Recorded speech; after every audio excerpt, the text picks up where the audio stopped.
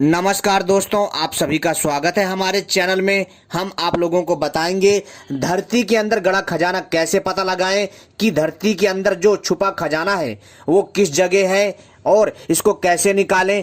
पूरी जानकारी देंगे अपनी इस वीडियो में, तो आप सभी से अनुरोध इस वीडियो को पूरा और आखिरी तक देखिएगा, तभी आपके समझ में आएगा। दोस्तों, जो खजाना होता है उसको हम माया बोलते हैं, और जो ये माया रूपी ये खजाना होता है ये बहुत ही अद्भुत होता है।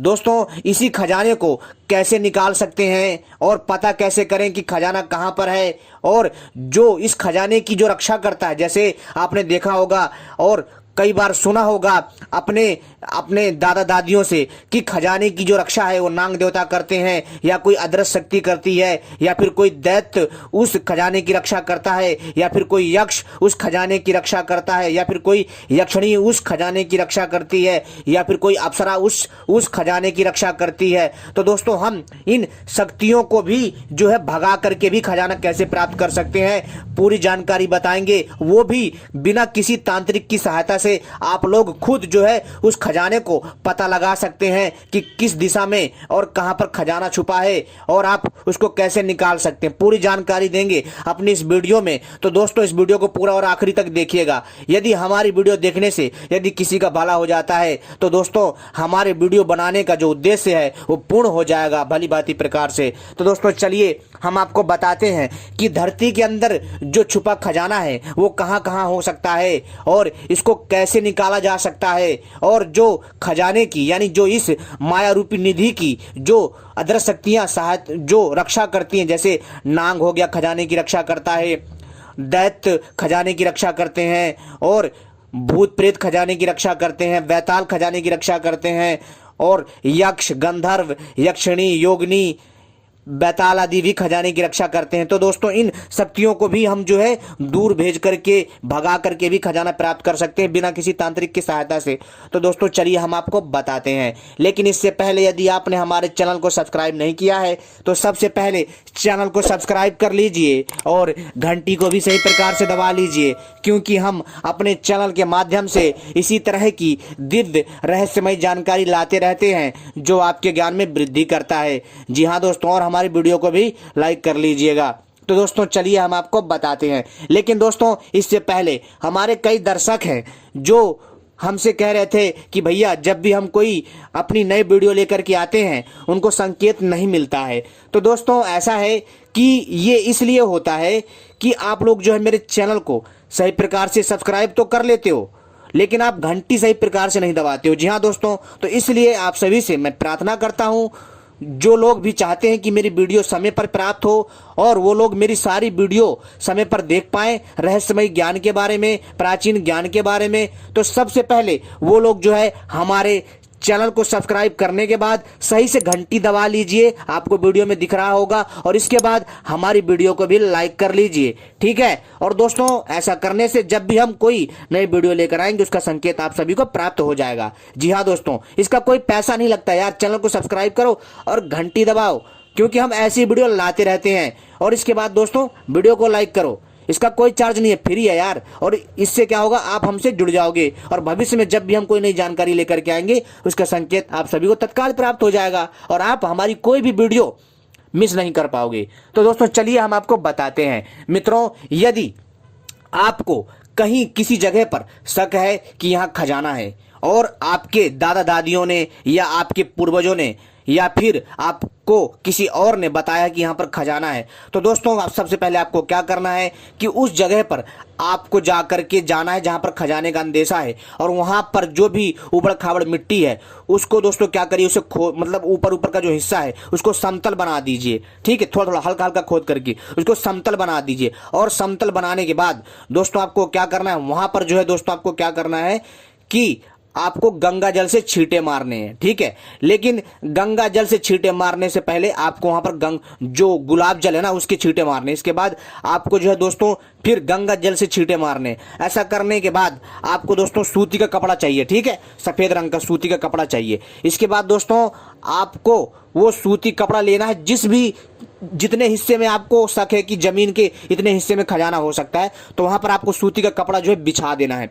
बिछा देने के बाद, जी हाँ दोस्तों, ये बहुत ही अद्भुत और दिव्य प्रयोग है, इसको आराम से करके आप खजाना का पता लगा सकते हैं, निकाल सकते हैं दोस्तों। फिर उस जमीन को समतल करने के बाद आपको सूती का कपड़ा लेकर के आना है। लेकिन जैसा कि मैंने कहा कि जमीन में आपको पहले गुलाब जल के छींटे मारने, जहां जहां आपको अंदेशा की धरती के इस एरिया में है, और इसके बाद वहां पर फिर जो है आपको गंगा जल से छींटे मारने के बाद फिर आपको दोस्तों क्या करना है कि जो सूती का कपड़ा है, जितनी जमीन में आपको अंदेशा है, तो जो सूती का कपड़ा है उसको गीला कर लीजिए। किसमें करना है आपको दोस्तों?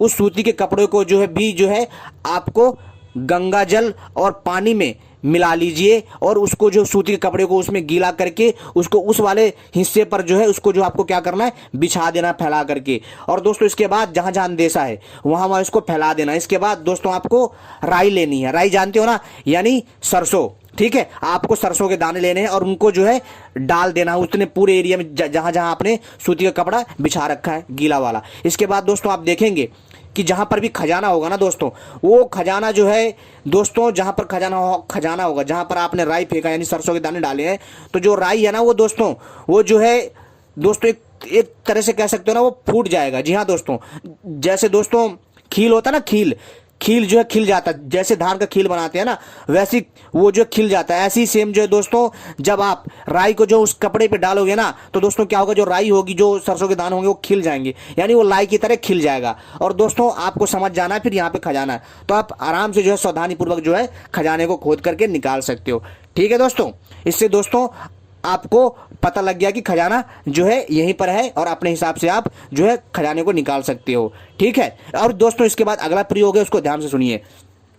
अगर आपको कहीं पर भी, जी हाँ दोस्तों, अगर आपको कहीं पर भी, यदि आपको किसी एक पेड़ पर, जी हाँ एक पेड़ पर जो है बगुला, कौवा और हंस, ये तीनों पक्षी बैठे दिखाई दें उस पेड़ पर, तो दोस्तों समझ जाइए कि दोस्तों इस पेड़ के नीचे खजाना है। तो दोस्तों आपको क्या करना है कि जो खजाना है ना, तो दोस्तों आपको उसी पेड़ के पास जाकर के जो खोदना है, तो आपको खजाना मिलेगा। जी हाँ दोस्तों, अब दोस्तों हम आपको बताते हैं अगला प्रयोग, यानी तीसरा प्रयोग। दोस्तों आपको जो है कपास का काला पौधा खोजना। जी हाँ दोस्तों, यानी कि काला कपास आपको खोजना है। सीधी सी बात, आपको सफेद कपास तो मिल जाएगा आसानी से, लेकिन आपको काले कपास का पौधा खोजना है। ठीक है। और दोस्तों जहां पर भी काला कपास का पौधा होता है, बहुत ही दिव्य वातावरण होता है वहां का, क्योंकि दोस्तों जो काला कपास होता है वो जल्दी आसानी से नहीं मिलता। दोस्तों ये बहुत ही सरल और दिव्य प्रयोग बता रहा हूं आपको खजाना पता लगाने का। ठीक है।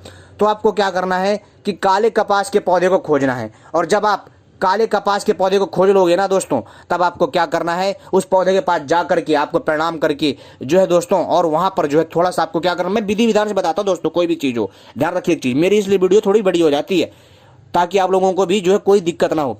जब आप काले कपास के पौधे को खोज लोगे ना, तो वहां पर आपको अपने साथ क्या लेकर के जाना दोस्तों, आपको थोड़ा सा हल्दी, थोड़ा सा चावल लेकर के जाना है। ठीक है। और थोड़ा सा जो है आपको क्या करना है, अगरबत्ती ले जाइए और हल्का सा जल ले जाइए पीतल के लोटे में, उसको काले कपास के पौधे के जड़ में डालिए। डालने के बाद दोस्तों उस अदृश्य शक्ति की उपासना करिए, क्योंकि जो काले कपास का जो पौधा होता है, जो उसकी जड़ होती है ना, उसमें यक्षिणी का वास होता है। ठीक है।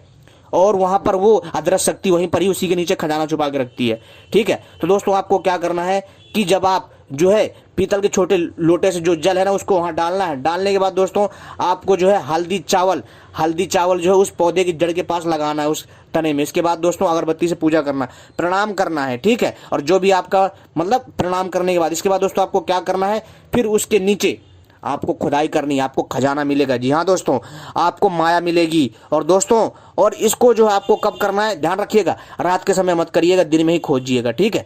क्योंकि अगर आप रात के समय जाएंगे तो उस टाइम वहां पर जो वो शक्ति है ना, वो आपको वहीं पर मिलेगी, तो आप खजाना नहीं निकाल पाएंगे। इसलिए दोस्तों आपको पहले ही, यानी कि या तो आप जो है 10 बजे से लेकर के जो है करीब 4 बजे के बीच में आराम से खजाना निकाल सकते हैं। ठीक है।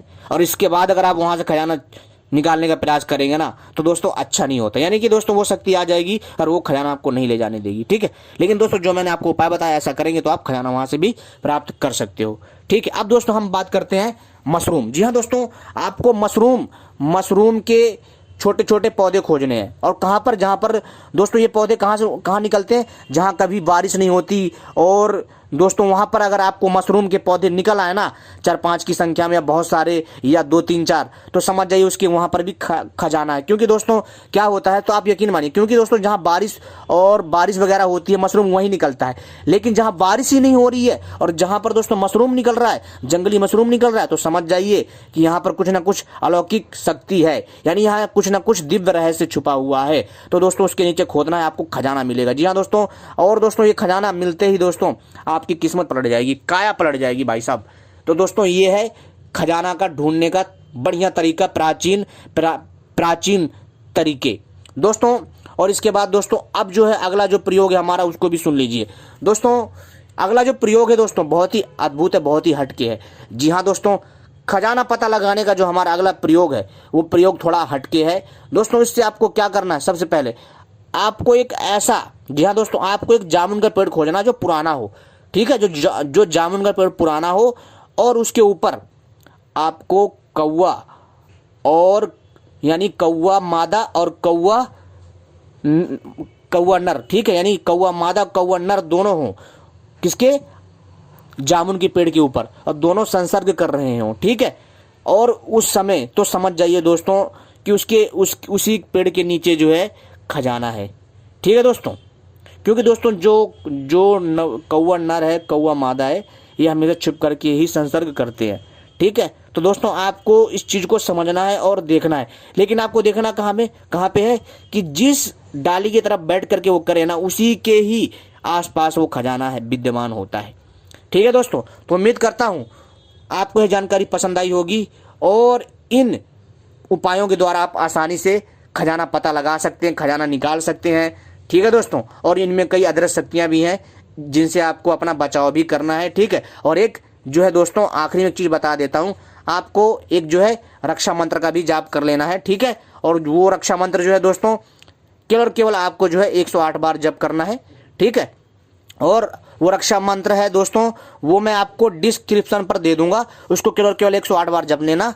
जपने के बाद दोस्तों उस मंत्र को छोटी सी तवीज में भर करके, चांदी की तवीज में भर करके गले में धारण कर लेना, ठीक है। जब आप उस मंत्र का जाप करोगे ना, मंत्र जाप करने के बाद जब 108 बार जप कर लोगे, उसके बाद उस मंत्र में जो है दोस्तों आपको थोड़ा सा रोली लगाना, अक्षत डालना है, ठीक है। और उसको धूप दीप दिखाना है, फिर उसको एक चांदी की या तांबे की तवीज में भर करके गले में धारण कर लीजिए। और धारण करने के बाद दोस्तों आप बेझिझक होकर के एकदम न्याय व्यवस्था के साथ एक सही तरीके से खजाना प्राप्त करिए, आपको निधि जरूर मिलेगी दोस्तों। क्योंकि ऐसा कई लोगों ने प्रयोग करे हैं और उन लोगों को खजाना मिला है।